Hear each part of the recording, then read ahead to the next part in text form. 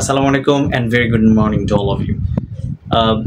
Dear all, it's been a long time since I shared any topic on advanced speaking. So today I decided to share a brief session on advanced topic that's called subjunctive. So what's subjunctive and how you can apply in your speaking to ensure that you're capable of maintaining a higher level of accuracy in your speaking.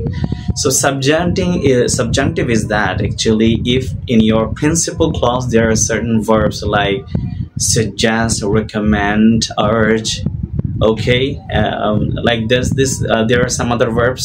So when you in your principal clause there is any one of these verbs in your following that clause or the subordinate clause, you need to make sure that you are maintaining certain form of verb.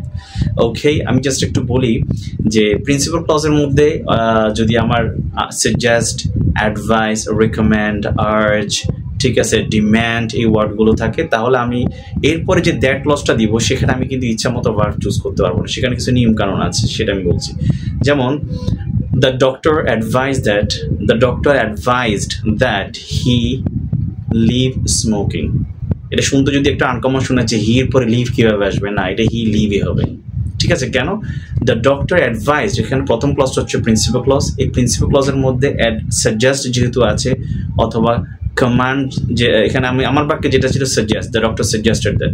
Principal ক্লজে আমি একটু আগে যে ভার্বগুলো বলেছিলাম এই সুনির্দিষ্ট ভার্বগুলো যদি principal clause থাকে তাহলে পরবর্তী সাবঅর্ডিনেট ক্লজে দুইটা বিষয় মেনটেন করতে হবে, সেখানে ভার্বের বেস ফর্ম দিতে হবে। ইভেন সাবজেক্ট যদি থার্ড পারসন সিঙ্গুলার হয়, যেমন হির সাথে আমরা ইভেন্টে যেমন গোজ অ্যাড করি, আমরা এরকম আমরা অ্যাড করতে পারবো না, আমাদেরকে সেখানে ভার্বের ভি ওয়ানে দিতে হবে। আর যদি নেগেটিভ করতে চাই তাহলে শুধু ভার্বের আগে সরাসরি নট বসাতে হবে, ডাজ নট, ডিডন্ট কিছু বলা যাবে না।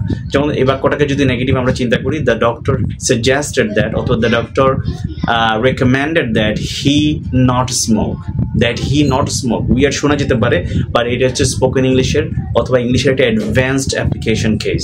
অর্থাৎ প্রিন্সিপাল ক্লজে দ্যাট ক্লজের আগের যে ক্লজটা ছিল সেখানে যদি নির্দিষ্ট ওয়ার্ডগুলো থাকে সাজেস্ট, রেকমেন্ড, অ্যাডভাইস, আর্জ, ঠিক আছে, তাহলে এরপরে দ্যাট যুক্ত ক্লজে ভার্বের শুধু বেস ফর্ম দিতে হবে, নেগেটিভের ক্ষেত্রে শুধু নট বসানো যাবে।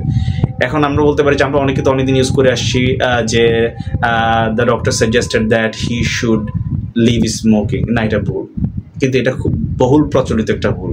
এটাকে তাহলে কি হবে, the doctor advise that he not smoke অথবা the doctor advise that he leave smoking. Leaves হবে না, আই মাইন্ড ইউ, লিভস হবে না, হি leave smoking.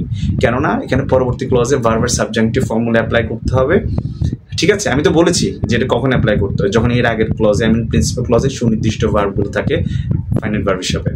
That's all for today. Thank you for watching the video. If you like the video, consider sharing this with others so that they can be benefited too.